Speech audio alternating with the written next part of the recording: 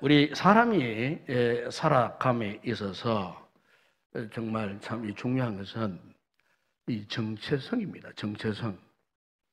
이 정체성이라는 것이 무슨 말이냐면은 내 존재의 의미를 아는 것, 내 존재의 이 가치를 아는 것. 이걸 이제 영어에서는 identity, 우리말로 말하면은 이 정체성이라고 그렇게 이제 이야기를 합니다. 그런데 이 정체성이 왜 중요하냐? 우리의 이 정체성이 건강하고 우리의 정체성이 분명하면요, 먼저 자기 자신의 삶에 대한 이 자긍심이 높아집니다. 그리고 아주 보람있게 살 수 있고 적극적으로 살 수 있고, 우리 성도들 같으면 아주 능력 있는 이 같은 삶을 살아가게 하는 것이 이 정체성이라는 것입니다. 그 문제는 이 같은 정체성을 혼란케 하는 것이 있어요. 그게 뭐냐면은 우리가 가지고 있는 그 어떤 것, 어떤 소유, 예를 들면은 내 가방이 유명 어떤 명품 몇백만 원짜리인데, 아니면 내가 어떤 대학에 졸업을 했고 내가 어떤 남보다 뛰어난 실력도 갖추고 있고 내가 지금 현재 사회적으로 어떤 지위에 있고 내가 지금 어떤 재물을 많이 가지고 있고 등등, 이렇게 자신의 어떤 소유에 대한 것을 내세울 때, 그때 그 사람에게는요 정체성에 큰 혼란이 옵니다. 여러분, 우리가 가지고 있는 어떤 소유물은요, 알고 보면은 사막의 신기루와 같은 거예요. 허상에 불과하다 그 말입니다. 물론 그것이 있을 때 우리가 이 세상 살이가 조금 편리할 수는 있어요, 남보다. 그러나 그것이 나의 모든 게 될 수가 없어요. 내가 하는 그 소유물이 나의 어떤 존재 가치가 되어질 수가 없다 그 말이에요. 사람이 죽어보세요.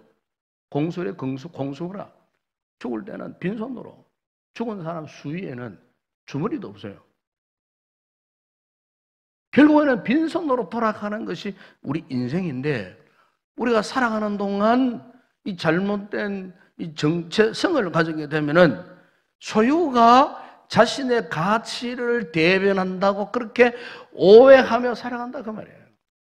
이런 오해 속에 빠져든 사람은 어느 날 갑자기 자신이 가지고 있던 소유물이 다 바닥나버리고 다 날개를 달고 날아가 버리는 그 순간에는요, 한없는 인생의 절망감에 빠지는 거예요.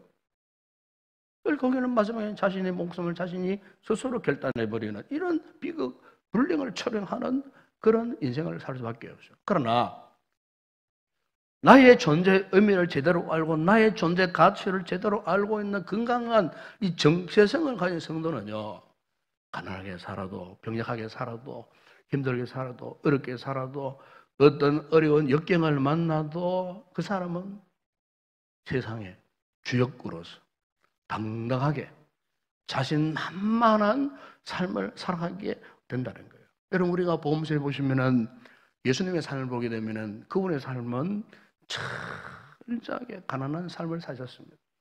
마태복음 8장 20절에 보시면은 주님께서 고백하셨지 않습니까?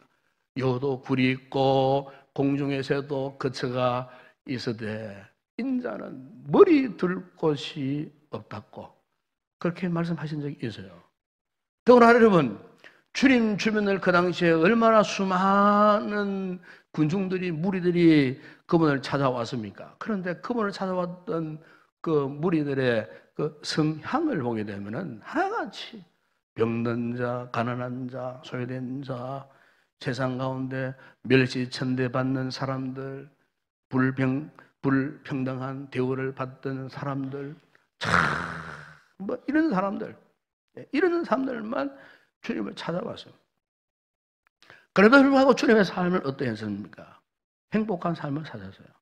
왜냐하면 그분의 삶은 철저하게 소유에 근거를 두지 않았기 때문에 오히려 그분의 존재 자체에 가치를 두셨어요. 하나님의 아들로서의 그 존재 가치를 가졌다. 한마디로 아주 건강한 이 정체성을 두시면서 살아셨다는 겁니다. 주님은 당신 자체의 이 존재 자체가 만족스러웠고 충분했고 어떤 형편에 처해서도 그분은 자족하셨고 감사할 줄 아셨고 그리고 본인은 가난하게 사셨지만 주변 사람들이 올 때마다 주변 사람들을 다 사랑할 줄 아셨어요. 그래서 그분은 당당하게 육신적으로는 보잘것이 없었어요. 그러나 그분은 항상 권세 있게 능력 있게 당당하게 삶을 사셨다는 겁니다. 여러분, 오늘 우리 성도들이 가져야 할 이 정체성이 바로 이건 줄로 믿습니다. 우리 교회가 가져야 할 정체성이 바로 이것이라고 저는 생각합니다. 우리 삶을 돌아보면은 예수를 믿는 신앙이 있다고 말하지만은 때때로 우리가 스스로 볼 때 그렇지 않습니까? 이 그리스도인으로서의 이 정체성을 잃어버리고 살 때가 얼마나 많은지 몰라요. 날마다 우리가 참 십자가 믿음으로 살고 성령의 노하심을 받고 때때로 하나님께서 우리 여러 가지 온갖 은혜를 부어주시고 믿음 안에 자유하는 삶을 살고 구원받은 참 기쁨을 누리며 살면서도 항상 우리에게는요 예수님 외에 또 다른 것을 항상 추구하며 살아왔던 것이 사실입니다. 그래서 내가 예수 믿는 믿음을 근거로 해서 내가 뭔가 좀 더 많이 복을 받아가지고 뭔가 내가 육신적으로 좀 더 풍성한 삶을 살고 무엇을 내가 얻기를 원하고 거기에 신앙은 가지고 있는데 오히려 신앙보다 어떤 소유에 더 집착을 하고 그것을 얻기에 급급해하면서 그러다 보면 신앙은 하나의 어떤 악세사리 정도로 전락해버리는 한마디로 이런 삶을 살면은요 어떻습니까? 예수님 한 분으로는 만족하지 못하는 거예요. 예수님을 나의 구원의 주로 모시고 있지만 그분으로 인하여서 충만한 삶을 살지 못하는 거예요. 그러니까 한마디로 말하면은 이 정체성에 문제가 생겼다 그 말이죠. 그러나 여러분 우리가 진정 그리스도인이라면은 우리의 정체성은 오직 예수님께만 있어야 할 줄로 믿습니다. 다시 말하면은 예수님으로 만족하고 예수님으로 기뻐하고 예수님을 자랑하고 예수님을 내 인생 최고의 가치로 이길 줄 아는 그 같은 삶을 살아야 된다는 겁니다. 예수님께서도 그렇게 가난하게 사셨고 그렇게 부족함 중에서도 어떠했어요? 하나님 아버지의 한 분만으로 만족하셨고 마지막 십자가에 죽으시기까지 하나님 아버지의 그 명령대로 순종하며 사셨던 주님은 그야말로 하나님의 아들로서의 분명한 정체성을 가지고 이 땅에 33년 동안 사셨다는 것입니다. 여러분 오늘 우리도 이 세상 살아가는 동안에 우리 성도들이 이런 정체성을 가지고 살아가야 할 줄로 믿습니다. 여러분 사도 바울이 이 정체성에 대한 고백을 그가 고린도후서 6장 10절에서 이런 고백을 했던 적이 있습니다. 근심하는 자가 같으나 항상 기뻐하고 가난한 자 같으나 많은 사람을 부유하게 하고 아무것도 없는 자 같으나 모든 것을 가진 이 사도 바울은요 자신에 대해서 이런 고백을 했다는 겁니다. 그 당시에 핍박의 시대에 복음을 전하면서 돌팔매를 맞아 그야말로 죽었던 그런 현장 가운데 온갖 영적인 도전을 받고 신앙의 핍박을 받았던 그 상황 가운데서 그는 이런 고백을 했다는 거예요. 오직 예수 그리스도 안에서 내가 지금까지 부요한 사람이로다. 부요한 삶을 살고 있다라고 그렇게 고백을 했다는 겁니다. 여러분 오늘 우리도 그렇습니다. 우리가 예수님을 최고치 여길 때 세상에 줄 수 없고 세상에서 알 수 없는 그 영적인 부요함이 있어요. 주님이 주시는 풍성함이 있다 그 말이에요. 예수님을 통해 주시는 그 만족스러움 우리가 믿음 생활을 제대로 하고요, 영적인 정체성을 제대로 가지고 예수를 믿으면요, 가난한 게 문제가 안 돼요. 우리 몸에 어떤 질병, 그게 문제가 안 되더라고. 왜? 예수님이 나의 인생에 부용함이 되시니까 그 예수님을 통해서 정말 만족함, 기쁨, 행복함. 여러분, 그 하박국 선지자가 하박국 3장 17절에 이런 고백을 하지 않았습니까? 비록 무화과 나무가 무성하지 못하고 포도나무 열매도 없고 가난 나무에 소수들 다 끊어져 버리고 밭에 먹을 게 하나도 없고 우리에 보니까 양도 한 마리도 없고 외양간에 보면 송아지도 한 마리도 없어요. 그런데 18절에 그가 이런 고백을 합니다.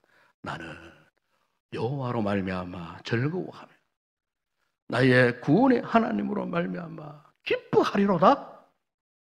예? 여러분, 오늘 본문에 사도 바울이 이 23절을 언급하기 전에요, 그게 1장 17절에서 19절에 보세요. 보면은요, 이런 기도를 합니다. 그 무슨 기도입니까? 한마디로 말하면은 자신이 그리스도인으로서의 이 정체성을 깨닫게 해달라, 그런 기도예요. 그런데 그 네 가지 기도를 하지 않습니까? 네 가지. 17절에 보세요. 주여 하나님을 더 깊이 알게 하소서. 하나님을 더 깊이 알게 하소서. 18절 상반절에 보면요, 부르심의 소망이 무엇인지 알게 하소서. 18절 하반절에 보시면 그 기업의 영광이 무엇인지 알게 하소서. 19절 이렇게 고백하지 않습니까? 주여 우리에게 베푸신 능력의 크심이 어떠한지 알게 하소서. 저는 이 바울 사도의 이 기도와 오늘 우리의 이 기도를 이렇게 비교해 보니까 뭔가 차이가 있는 것 같아요. 바울의 기도와 오늘 우리의 기도의 차이. 되게 우리의 기도는 그렇지 않습니까? 우리의 삶에 항상 내가 주류가 되고 싶어. 그래서 내가 예수 믿는 것도 복받고 잘 살고 내 소유 어떤 성취 이루고 성공도 하고 세상적으로 잘 살고 성성장구하고 만사형통하고, 항상 우리가 기도하는 내용들이나 우리의 믿음 생활의 목적을 보면은 항상 이런 것들, 어떤 소유 문제에서 벗어나지 못하는 이 소유 문제에 집착해서 살아가고 또 그것을 위해서 기도할 때 얼마나 많은지 몰라요. 그러나 바울의 기도는 어떻습니까? 자기 존재의 자체를 지금 기도하는 겁니다. 내가 하나님 앞에서 어떤 가치, 정말 예수 그리스도 안에 있는 진정한 가치가 무엇인가, 이것을 말씀하고 있거든요. 지금 그리스도 안에서의 진정한 가치를 위해서 지금 바울이 기도하고 있다, 그 말이에요. 네, 여러분, 우리가 이 존재만을 구한다고 해갖고 소유가 필요 없다는 말은 아닙니다. 네, 우리가 믿음 생활을 하면서 돈도 필요합니다. 사실 공부시키려고 하면 돈도 필요하고요. 네? 또 여러 가지 물질도 필요하고요. 육신적으로 필요한 이런 뭐 성취감도 필요하고요. 무엇을 해도 그 일을 이루고 성공하는 것도 필요해요. 네, 그런데 그것 자체가 우리 인생 전체가 아니라는 거예요. 오히려 우리가 이 같은 소유 문제보다도 우리의 존재 가치의 목적을 두고 우리가 하나님 앞에 올바른 정체성을 가지고 살아가면은 나와 관계된 그런 문제들은요, 저절로 예수 그리스도 안에서 풍성하게 다 이루어지는 겁니다. 구체적으로 내가 무엇을 가지려고 힘쓰고 노력하고 기도하지 않아도 우리 하나님 앞에 영적인 건강한 정체성을 가지고 하나님 앞에 올바른 믿음으로 살게 되면요, 가정이 화평해지고 남편의 직장의 안정을 회복하고요, 힘들고 어려워도 그 문제가 해결되는 역사가 일어나고요, 자녀들이 잘 되는, 왜? 우리의 모든 것이 예수 그리스도 안에서 풍성함으로 충만하기 때문에. 그러므로 중요한 것은 오늘 본문에 사도 바울이 고백했던 것처럼 나의 존재의 진정한 가치가 뭐냐, 이것을 두고 우리가 하나님 앞에 기도해야 할 줄로 믿습니다. 오늘 본문을 보시면 사도 바울이 이 같은 정말 존재의 소중한 가치, 귀중함, 이런 것들을 고백하면서 이 같은 풍성함이 가득한 곳을 언급하는데, 그곳이 어디라고 말씀합니까? 교회라고 말씀합니다. 교회. 여러분, 이 교회라는 것은, 사도 바울이 말하는 이 교회는 이 예배당을 말하는 게 아닙니다. 교회, 헬라말로 에클레시아, 하나님의 거룩한 부름을 받은 믿음의 사람들의 이 공동체, 둘이면 둘, 세 명이면 세 명, 10명이 10명, 어떤 소그룹, 이런 믿음의 사람들의 모임을 바울은요, 이 교회라고 표현한 거예요. 예배당, 성전, 이걸 말하는 게 아니라 그 말입니다. 그런데 보세요, 바울이 바로 그 교회를 두고, 교회는 그의 몸이니 만물 안에서 만물을 충만하게 하시는 이에 충만함이니라. 교회는 그리스도의 몸, 오직 예수님이 존재하는 그곳, 예수님으로 살고 예수님으로 생명을 이어가는 예수 공동체, 비록 소그룹이라 할지라도, 비록 소수가 모였다 할지라도 바로 그곳에 누가 계신다고요?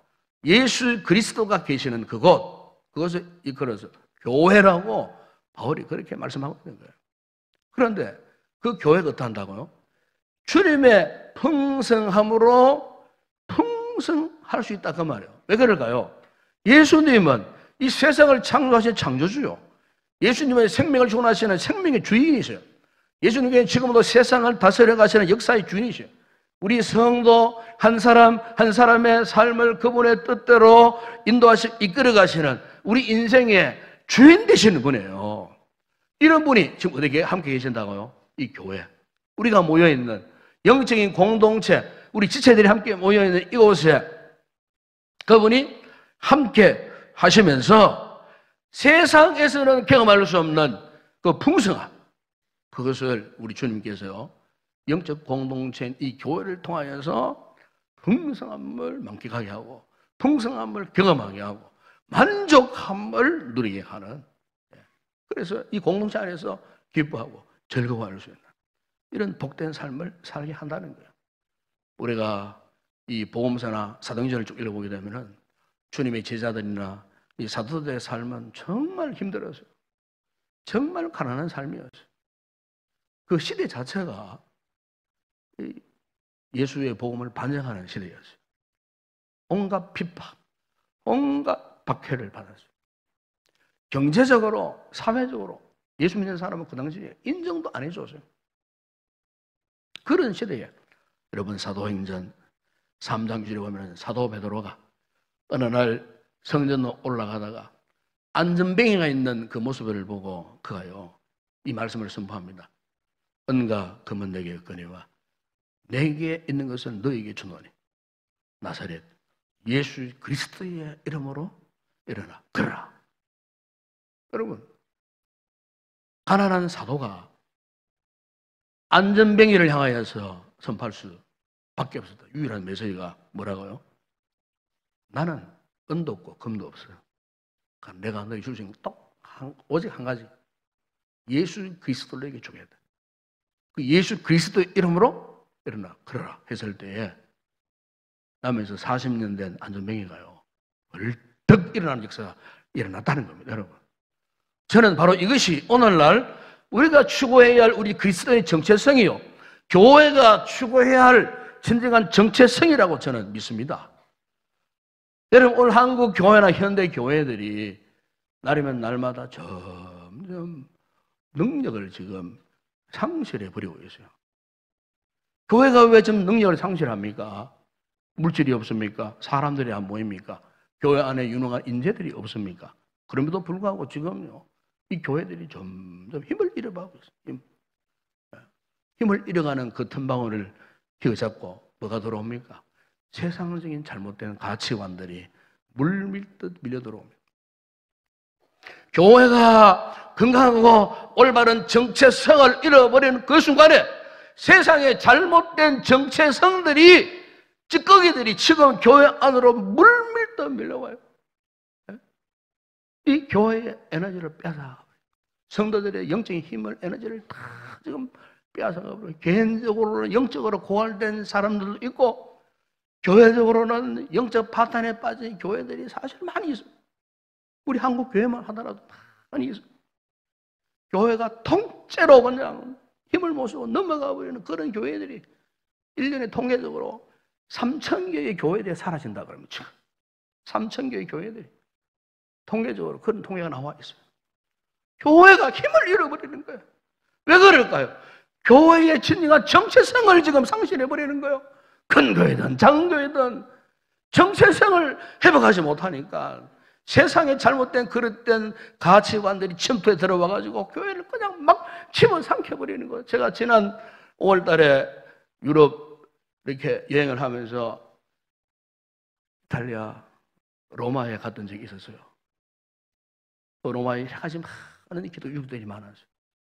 그 가운데 지금도 잊지 못하는 유적이 있었는데 바로 이 카타콤이라고 하는 옛날 로마시 주변에 있었던 지하 묘소였습니다. 지하 묘소.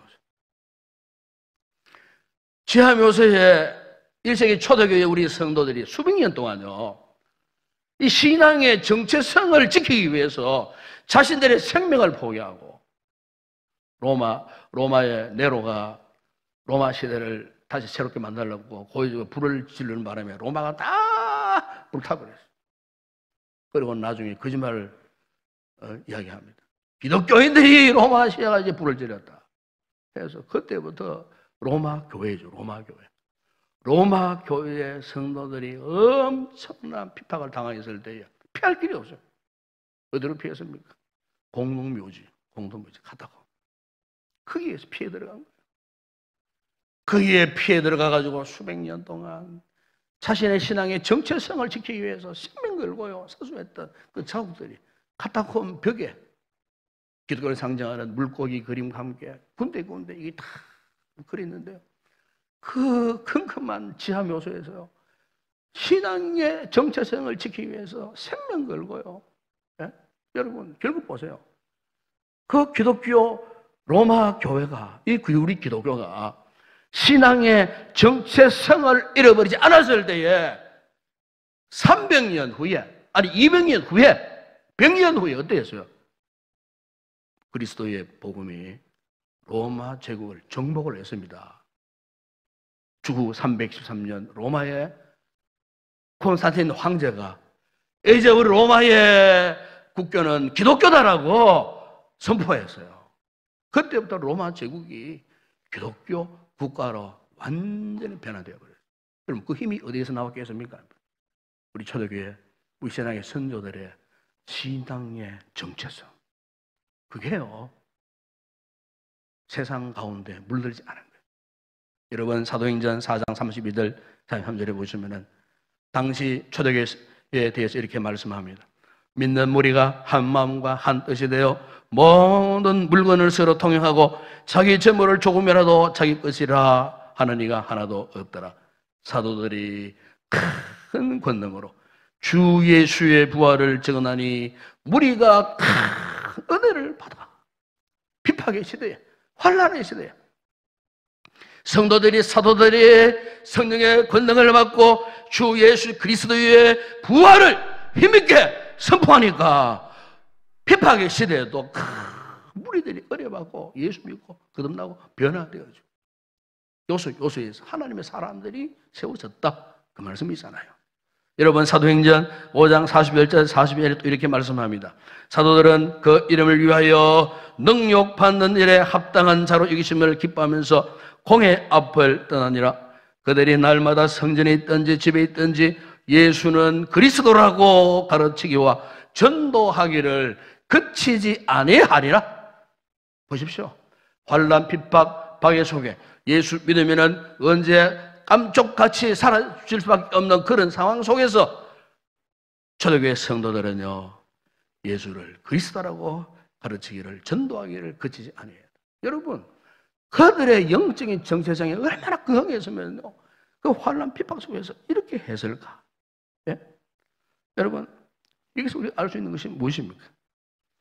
여러분, 예수님으로 충분하다 그 말입니다. 예수님으로. 우리의 환경 탓하면 안 됩니다, 여러분.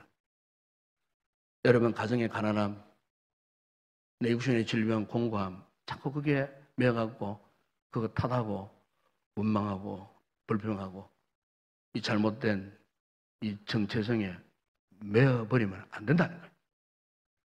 바라기는 여러분, 우리 모든 성도들이 예수 그리스도의 충만함 하심 속, 예수 그리스도의 부요함 속으로 들어올 수 있는 성도들이 되기를 주의 이름으로 축원합니다. 왜? 그분 안에 모든 충만한 것이 다 있기 때문에 이 은혜를 깨달아야 돼요. 초대교회의 성도들이 이 은혜를 깨달았을 때에 자신의 삶 속에만 갇혀 있지 않았어요. 이걸 전하고 싶었던 거예요. 위대한 그리스도의 정체성을 전하고 싶었어요. 그래서 그들이 삶의 현장에서 뛰어나와서 외부를 향하여, 바깥 세상을 향하여, 세상 산을 향하여 내가 받은 은혜를 전파한 거예요. 믿음의 선한 영향력이 그 시대 사회를 점점 감동시키고 정복해 나가는 이런 위대한 역사가 있었다 그 말입니다. 여러분. 제가 몇 해 전에 미국을 여행하는 가운데 모하비 사막을 횡단한 적이 있었습니다. 미국 가보신 분들은 아시겠지만 캘리포니아에서부터 저 콜라도 주까지 가면은 거기 이제 유명한 이 그랜드 캐년이 있지 않습니까? 거기를 가려고 하면은 이제 모하비 사막을 이제 횡단을 해요. 몇 시간 횡단을 해요. 가도 끝이 없는 사막입니다. 사막. 그런데 그 사막에 아주 진풍경을 보게 되었어요. 그게 뭐냐면은 물도 없고 뭐 식물도 없는 초지도 없는 그냥 황토 같은 그냥 모래불 같은 그냥 부스러 어그러져 있는 돌무더기만 쌓여져 있는 그 사막 한복판에 요새요. 이 선인장들이 뭐 요만한 선인장이 아니에요. 이런 큰 선인장들이 굴락지르고 있어요. 굴락질. 좀 신기하지 않습니까? 그 1년 가도 비 한 방울 떨어지지 않는 그런 곳이에요.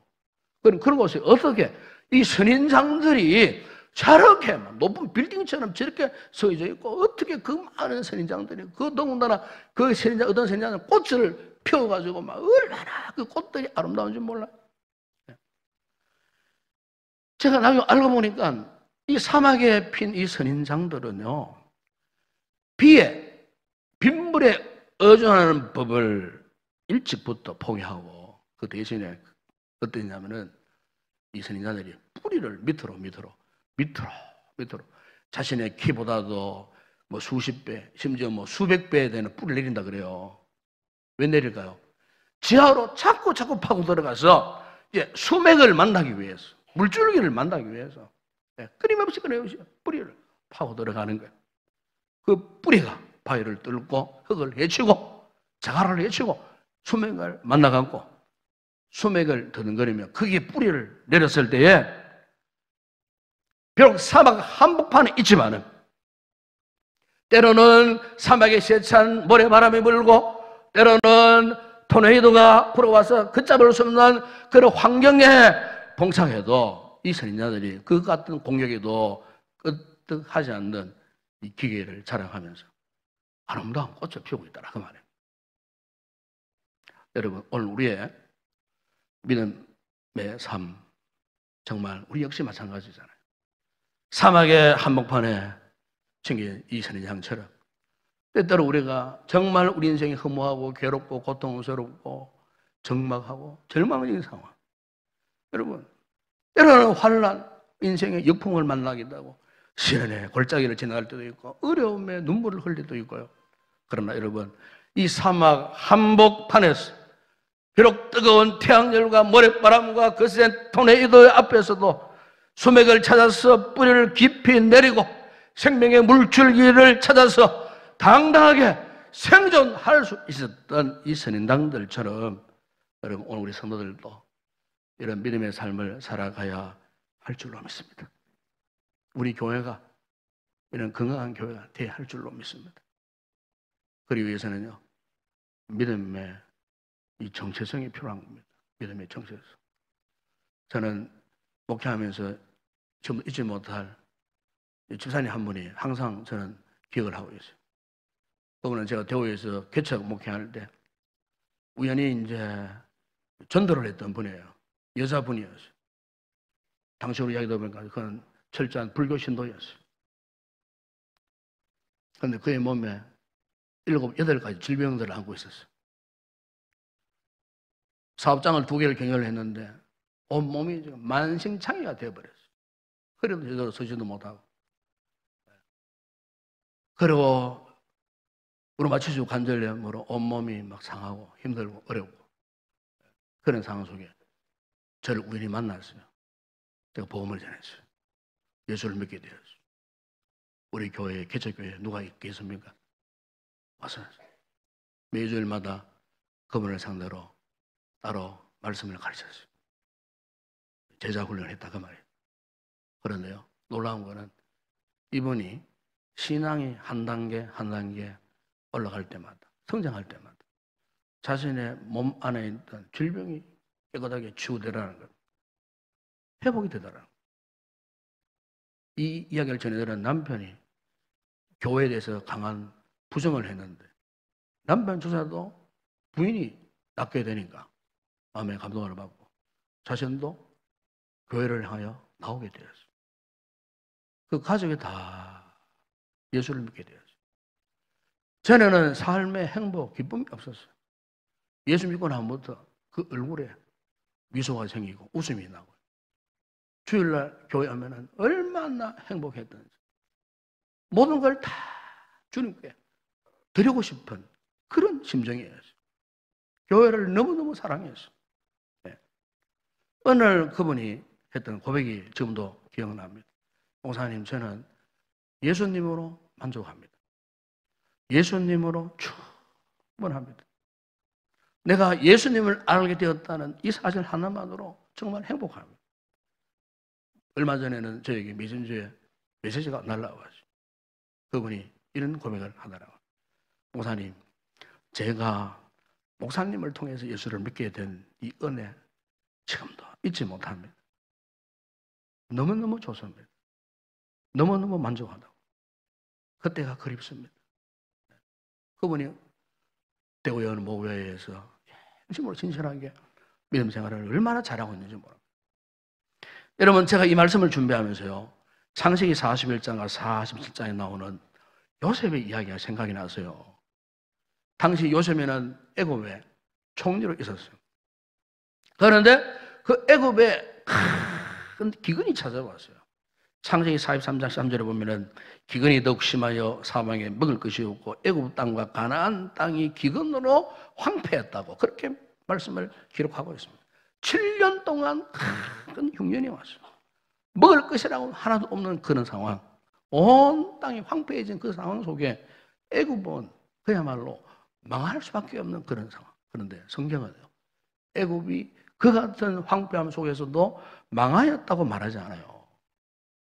안 망하였어요. 여러분, 그 비결이 무엇이었을까요? 그것은 하나님이 요셉과 함께 하심으로. 성경이 그렇게 말씀합니다. 애굽의 총리로 있었던 요셉이가 하나님의 사람이잖아요. 그런데 딱 한 사람, 진정한 믿음을 가진 한 사람을 통해 갖고 망할 애굽을 하나님이 건져 주셨다 그 말입니다. 네. 요셉이가 믿었던 그 하나님. 사랑하는 여러분, 오늘 우리도 마찬가지예요. 세상 그 누가 뭐라 해도 우리 성도들만큼은 하나님 앞에 이 같은 분명한 영적인 정체성을 가지고 살아갈 수 있기를 주의 이름으로 축원합니다. 분명한 믿음의 사람이 되시기를 바랍니다. 어떤 상황 속에도 인간적인 생각이나 세상 기준으로 여러분 판단하지 마세요. 네? 구분하지 마세요. 이제 연말이 되고 하면은 교회가 1년을 뭐 정산하고 정리하고 새해를 계획하고 하다 보면은 어떤 부분은 좀 모자란 부분이 있고 부족한 부분이 있고 뭐 이런 부분이 있어요. 그런 게 있더라도 원망하고 불평하고 14일 여러분 생각하고 이렇게 판단하지 마세요. 저는 생각합니다. 부족함이 은혜인 줄로 믿습니다. 부족함이 있어야 돼요.